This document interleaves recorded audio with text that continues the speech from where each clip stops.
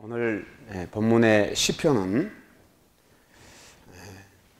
다윗이 지금 당하고 있는 자신의 그 어려움에 대해서 하나님께서 무엇을 어떻게 해 주시거나 또 무엇을 해 주실 것에 대한 결과가 한 장면도 나오지 않고 하나님을 믿고 따라가는 삶의 과정에서 그 하나님의 의로운 소망을 그가 바라고 이야기하고 있습니다.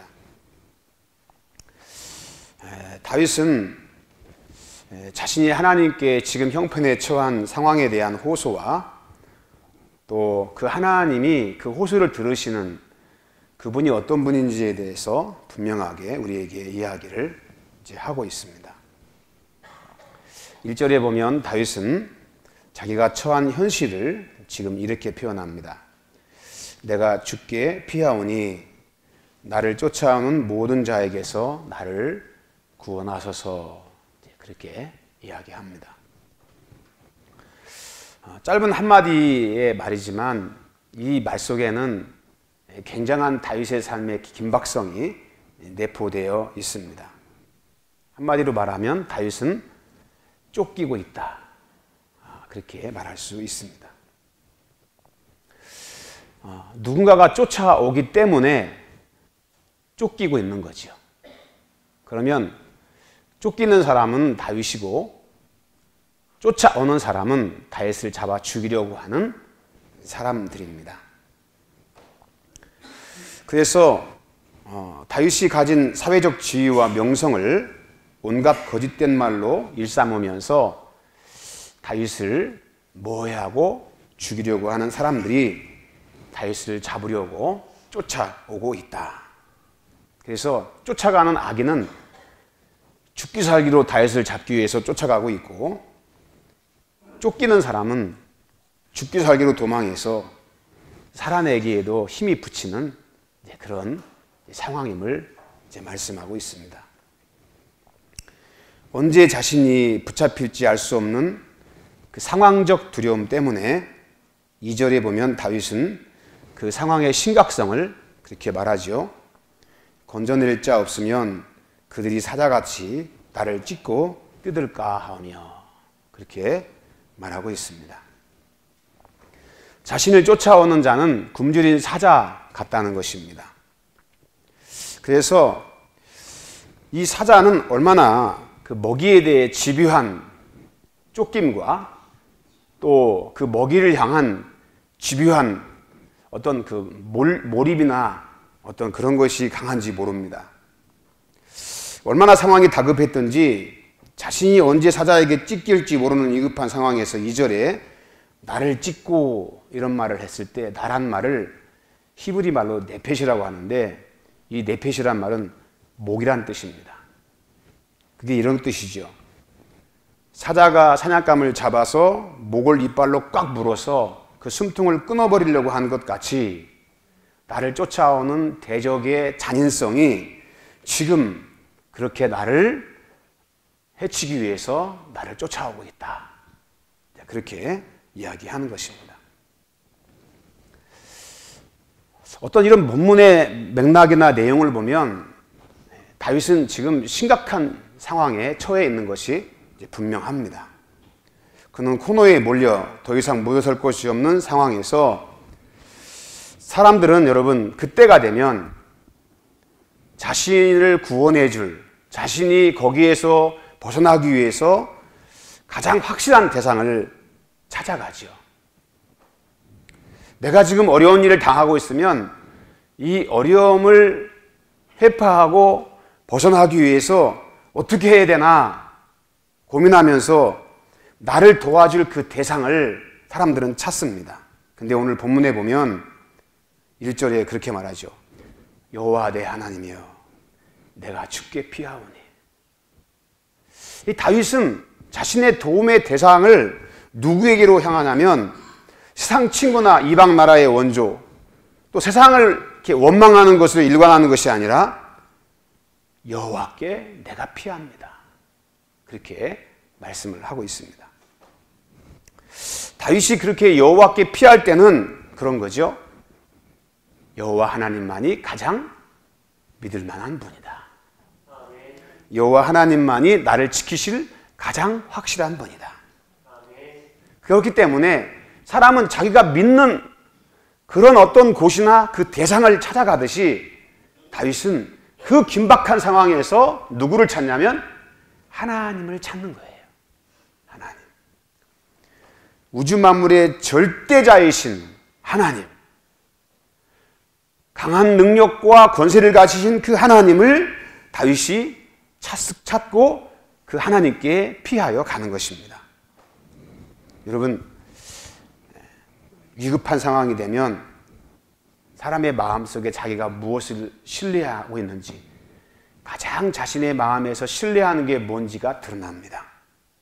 몸이 아프면 여러분, 병원에 가서 병을 치료하려고 의사와 의술을 믿고 가듯이, 억울한 일을 당하면 경찰이나 재판을 통해서 자신의 억울함을 호소해 풀려고 하듯이 사회 공권력을 믿고 거기에 호소를 합니다. 근데 궁지에 몰린 다윗은 그 상황에서 누구를 찾냐면 하나님을 찾습니다. 오직 그가 의지할 유일하신 한 분. 다윗은 쫓기면서도 자기 안에 부하들이 있었어요. 자기 군대도 있었습니다. 그런데 그것을 의지하는 게 아니라 하나님을 의지합니다. 그런 세상 법정에 호소하거나 세상의 군대의 힘을 의지하거나 세상 권력을 의지하지 않고 오직 하나님만을 그가 바라봅니다. 세상은 여러분 오히려 기회주의자처럼 그런 상황이 되면 어디에 붙어서 자신의 이익이 주어질지에 대해서 더 관심하고 주판을 튕기고 계산을 합니다. 세상의 그 어떤 대상도 신뢰할 수 있는 능력이 있지 않기 때문에, 세상은 언제나 그렇기 때문에 도망자 신세로서 다윗은 자기의 가장 억울함을 풀어줄 수 있는 유일하신 분이 누구냐? 여호와 하나님이심을 그가 믿기 때문에 하나님께 피하는 것입니다. 우리는 눈에 보이는 세상 법정이나 경찰보다 눈에 보이지 않는 하나님을 우리가 살아가는 현실에서 더 신뢰하는가? 다윗은 세상의 힘과 권력보다 하나님을 더 의지하고 하나님께 자신의 억울한 심정을 하나님 앞에 호소합니다. 왜냐하면 세상의 권력과 힘이 세상을 다스리는 것 같아도 실제적인 이 땅의 통치자는 바로 전능하신 하나님 한 분이시기 때문입니다. 그분이 이 땅의 주인이고 이 땅의 실제적인 주권자가 되시고 가장 큰 능력으로 믿고 의지할 만한 분이기 때문입니다. 다윗이 믿는 하나님은 바로 그 하나님이기 때문에 그 하나님을 향하여 호소하고 외치는 거죠. 여호와 나의 하나님이여, 내가 주께 피하오니 나를 쫓는 모든 자에게서 나를 구원하소서. 그렇게 하나님 앞에 호소하고 있습니다. 두 번째 호소는, 첫 번째는 구원을 위한 호소였다면 3절에서는 자기 자신의 무고함에 대해서 하나님께 호소하고 있습니다. 3절 말씀 거기 보면 여호와 내 하나님이여, 내가 이런 일을 행하였거나 내 손에 무슨 죄악이 있거든 나와 화친한 자에게 악으로 갚았거나 까닭 없이 나의 적을 내가 강탈하였다면. 다윗이 그렇게 얘기합니다. 다윗은 나를 쫓아오는 악인들처럼 내가 그들과 같이 그런 일을 행했거나 내 손으로 무슨 범죄를 했거나 심지어 원수와 내가 화친했는데 원수가 미워서 배신해가지고 오히려 악으로 갚았거나 더 나아가서 내 대적을 아무 까닭이나 이유 없이 그들을 강탈하거나 그랬다면 하나님, 원수가 내 영혼을 쫓아잡게 하시고 내 생명을 땅에 짓밟게 하시고 내 영광을 먼지 속에 살게 하소서. 이 언급은 이런 뜻이죠. 하나님 보시기에 내가 이렇게 대적에 쫓겨 도망당하는 것이 합법적인 타당한 이유가 있다면 그렇게 내가 당하겠다는 것에 대한 호소입니다. 그 벌을 내가 달게 받겠다는 거예요. 내가 하나님 앞에 그렇게 불의한 일을 했고 하나님 손에 죄악을 행하였거나 하나님이 원치 않는 어떤 범죄를 저질렀다면 하나님, 내가 원수에게 잡히고 내 생명이 땅에 짓밟혀서 내 존재가 티끌로 멸망해도 그렇게 당하겠다라고 하나님 앞에 지금 호소하는 거예요. 그런 말은 이런 뜻이지요. 나는 그런 일을 행한 적이 없다는 거예요. 그래서 자신의 무고한 이 억울함을 하나님 앞에 호소하는 겁니다. 세상 사람들은 다윗을 죽일 놈이라고 욕하고 손가락질하지만 세상의 모든 것을 판단하시는 하나님은 내가 정말 그런 사람인지 아닌지 가장 잘 아시기 때문에 정말 세상 사람들이 말하는 것처럼 그런 것인지 아닌지 하나님, 내가 정말 그랬다면 하나님 그렇게 당하겠습니다 라고 하나님 앞에 호소하는 거예요. 얼마나 여러분 답답하고 억울했으면 그렇게 했겠습니까? 그러면서 나는 그런 일을 하지 않았습니다 라고 하는 자신의 무고함을 강변하는 것입니다. 그래서 다윗은 6절에 본격적으로 하나님 앞에 호소합니다. 여호와여, 주의 진노로 일어나사 내 대적들의 노를 막으시며 나를 위하여 깨소서. 주께서 심판을 명령하셨나이다. 이걸 이렇게 번역할 수 있습니다. 오 주님, 일어나십시오.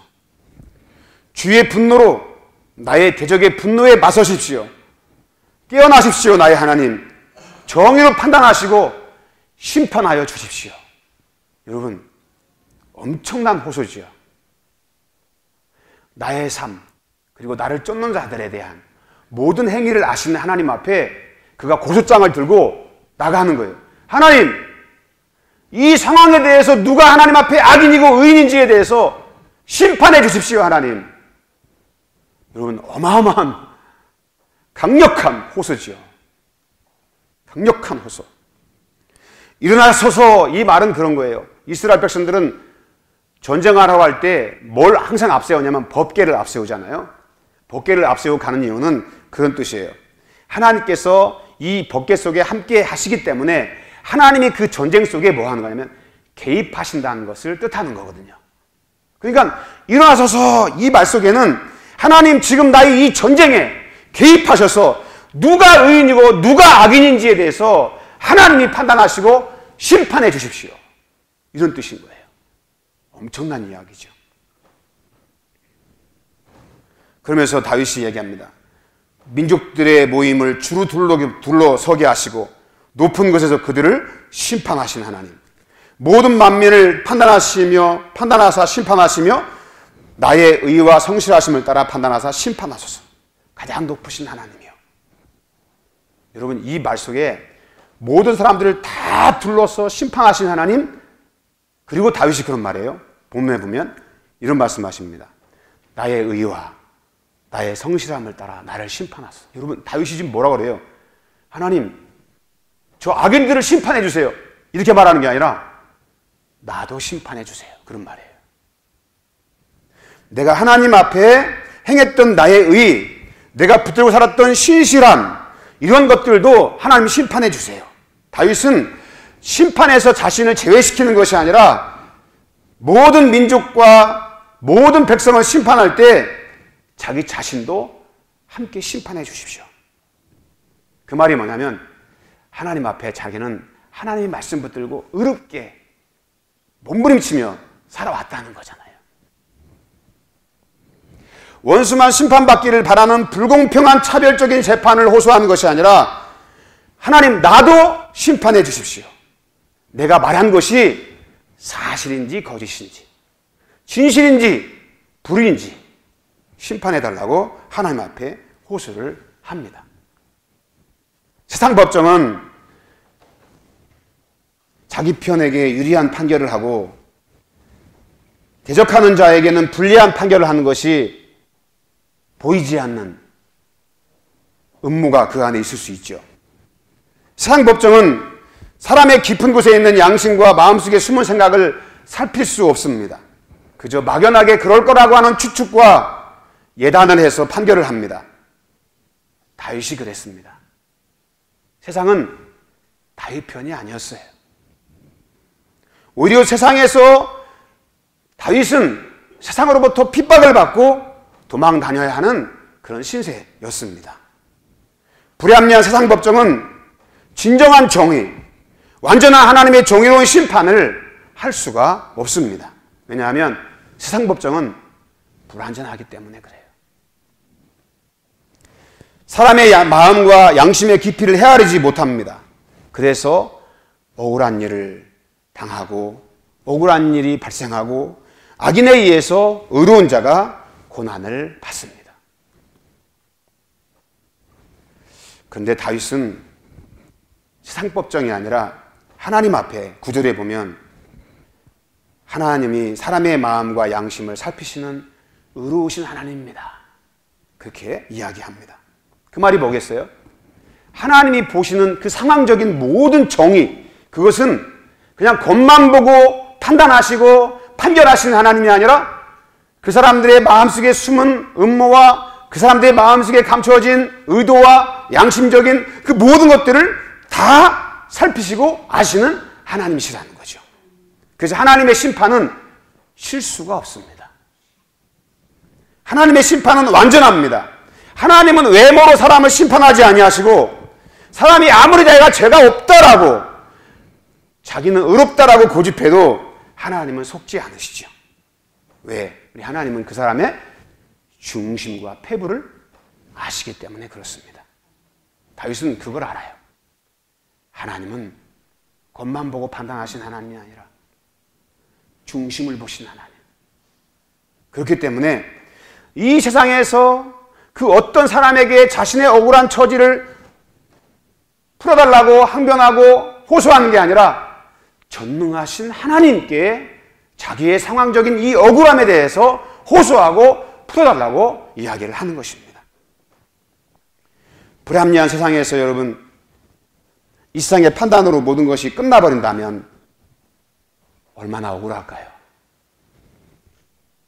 얼마나 많은 사람들이 여러분 그 억울함 때문에 마음에 그런 울분을 참지 못해서 인생을 여러분 고통스럽게 살겠습니까? 그런데 우리의 완전하신 재판장 우리 하나님은 여러분 이 땅에 눈에 보이지 않는 것 같지만 지금도 우리와 함께 계시고 이 상황의 모든 것들을 완벽하게 판단하시고 정의롭게 심판하시는 분이 우리 여호와 하나님이신 줄로 믿습니다. 그 의로우신 하나님이 나의 인생의 재판장이라는 것이 얼마나 감사한 일입니까? 이 땅은 여러분 힘의 논리에 의해서 강한 자로부터 약한 자가 핍박을 당하고 억울한 일을 당합니다. 진리와 정의를 따른 사람들이 자기의 억울함에 대해서 이 세상이 알아주거나 그것을 풀어주지 않고 더 우리를 억울하게 할 수 있습니다. 그래서 세상은 여러분 불합리해요. 세상에서 여러분 완전한 것을 기대하면 우리는 하나님을 의지할 수 있는 어떤 기회조차도 스스로 내가 박탈하는 거죠. 세상은 불합리해요. 완전할 수가 없어요.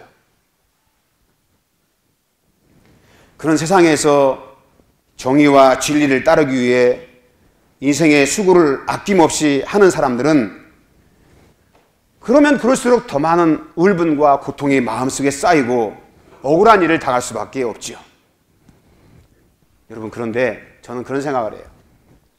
그런 억울한 일을 당해서 오해도 받고 사람들로부터 막 손가락질을 받고 비난을 당할 때 저는 꼭 마음에 이런 생각이 들어요. 쇠는 때리면 때릴수록 어떻게 됩니까? 더 강해지잖아요. 없어지고 소멸되고 사라지는 게 아니라 쇠는 때리면 때릴수록 어떻게 됩니까? 더 강해지듯이. 진리는 때린다고 해서 사라지는 것이 아니라 뭐가 됩니까? 더 강하게 농축되고 더 견고해지는 거죠. 이 땅에 하나님이 원하시는 의의 마음을 가진 사람들이 고난을 받으면 받을수록 더 많아지게 되어 있습니다. 여러분 공산당들은 세상을 지배할 때 제일 먼저 숙청의 제1호 대상을 삼은 것이 교회입니다. 교회 재산을 다 몰수하고 그들의 자유를 박탈하고 그들을 숙청하고 그래서 종교를 아편으로 여기면서 그냥 기독교를 다 소멸시키려고 했어요. 없어진다고 생각했어요. 근데 여러분, 역사가 그 사실을 증명하잖아요. 진리는 때리면 때릴수록 더 강하게 일어납니다. 교회가 없어지고 기독교가 없어진 것이 아니라 공산당이 망해가는 것을 우리가 보지 않습니까? 하나님의 교회는 더 힘있게 일어나고 진리는 더 힘있게 융성하게 되는 줄로 믿습니다. 우리 하나님은 여러분, 본문의 9절에 보면 그렇게 얘기합니다. 악인의 악을 끊고 억울한 일을 당한 의로운 자를 하나님은 구원해 내시는 전능하신 하나님이십니다. 9절 말씀 거기 한번 읽어봅시다. 악인의 악을 끊고 의인을 세우소서. 의로우신 하나님이 사람의 마음과 양심을 감찰하시나이다. 우리 하나님은 의로운 자를 세우셔서 구원하시는 능력의 하나님이십니다. 그래서 다윗은 그걸 알기 때문에 나의 방패는 마음이 곧은 자를 구원하시는 가장 높으신 하나님께 있습니다. 이 땅에 여러분, 이제 우리가 살아갈 때 인생의 소망을 품고 살아야 될 유일한 한 분은 누구냐? 바로 전능하신 우리 하나님이신 줄로 믿습니다. 왜냐하면 그분은 정직한 자를 구원하시기 때문에. 고난은 당해요. 어려움은 당해요. 그러나 하나님은 이기게 하십니다. 억울한 일을 하나님 앞에 호소했을 때 그냥 우리 하나님이 무시하고 그것을 강다시켜버리고 그냥 아무런 생각 없이 듣지 않으신 하나님이 아니라 다윗은 하나님 앞에 그것을 호소했을 때 가장 정의로우신 우리 재판장이신 우리 하나님께서 어떻게 하실지에 대해서 가장 잘 알고 있어요. 그래서 여러분 11절 말씀 보세요. 의로우신 우리 하나님은 의로운 재판장이에요. 그래서 매일 분노하시는 하나님입니다. 왜 분노합니까? 악에 대하여 분노하시는 우리 하나님. 그리고 여러분 뭐라고 말씀하십니까? 칼을 가시는 우리 하나님. 사람이 회개하지 않으면 그의 칼을 가시며. 여러분 얼마나 무섭습니까? 그렇죠? 하나님의 심판의 칼을 뭐 하시는 거예요? 갈고 있는 거죠. 여러분 칼을 간다는 말이 얼마나 날카로워지는 거예요. 악인은 그래서 하룻밤에 있다가 사라지는 들꽃과 같이 사라지는 그런 엄청난 하나님의 심판이 임한다라는 것을 가르쳐주고 있는 것입니다. 13절 말씀 보면 그의 활시위를 당기시는 하나님이세요. 여러분 활시위를 당기는 건 뭐예요? 악인을 쏘기 위해서 활을 당겨서 놓기만 하면 악인이 어떻게 되는 거예요? 그냥 죽는 것이요, 그냥. 근데 그 활시위에 담긴 화살이 무슨 화살이냐? 가장 치명적인 불화살이라는 거죠. 불화살. 치명적인 무기를 준비하시고 불꽃 같은 화살을 준비하셔서 하나님은 이 땅의 불의한 자를, 악인을 심판하시는 전능하신 하나님이신 것을 우리에게 말씀하고 있습니다. 여러분 14절의 말씀 보면 그래서 악인이 죄악을 잉태하고 재앙을 임신하여 거짓을 낳았다. 그렇게 말합니다. 여러분 잉태한 뱃속의 아이를 보고 여인이 기뻐하고 즐거워하듯이 악인이 자기 거짓을 자기 마음에 품어서 기뻐하고 즐거워했는데 해산할 때 여인이 고통을 느끼듯이 참을 수 없는 악인에게는 하나님의 무서운 심판의 고통이 임할 거라고 이야기를 하고 있는 것이죠. 그래서 15절 말씀 거기 한번 다시 한번 읽어봅시다. 시작. 그가 웅덩이를 파 만듦이요 제가 만든 함정에 빠졌도다. 그의 재앙은 자기 머리로 돌아가고 그의 포악은 자기 정수리에 내리도다. 여러분 하나님의 심판은 뭐든지 자기가 심은 대로 거두는 거죠. 누군가를 거기에 빠뜨리기 위해서 웅덩이를 파면 놀랍게도 하나님은 어떻게 하시냐면 그 웅덩이에 그 악인을 빠지게 만들어줘요. 그렇지 않아요? 자기가 판 웅덩이의 함정에 자기 스스로가 빠져서 그 재앙이 자기 머리로 돌아가고 그 포악은 자기 정수리에 내리치는 엄청난 심판이 그에게 임할 거를 다윗이 알고 있는 거죠. 다윗이. 그래서 전능하신 하나님은 어떤 하나님이냐? 우리 성경에서 늘 말씀하시죠. 심은 대로 거두게 하시는 하나님. 심은 대로 거두게 하시는 하나님.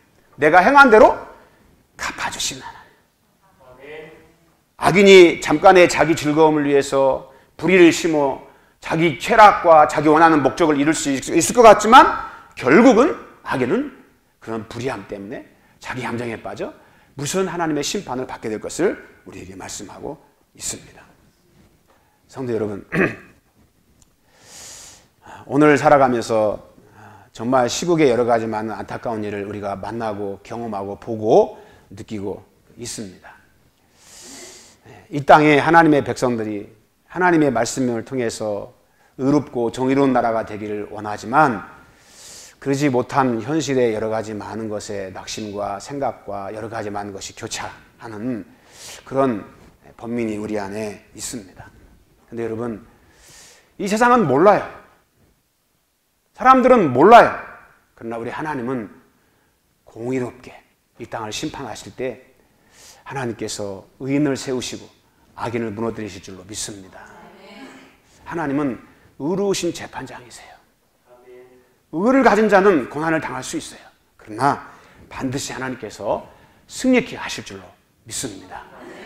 이 역사 속에서 우리는 똑똑히 믿음의 눈으로 이 세상을 바라보면서 다윗이 당했던 그렇게 쫓겼던 삶의 상황 속에서 주님 앞에 자기 처지의 억울함을 호소하며 주님을 간절히 그렇게 바라보며 그가 하나님을 의지했던 것처럼 우리 인생에 이런 고난과 억울함과 애통함을 풀어줄 분은 오직 한 분이신 예수 그리스도밖에 없는 줄로 믿습니다.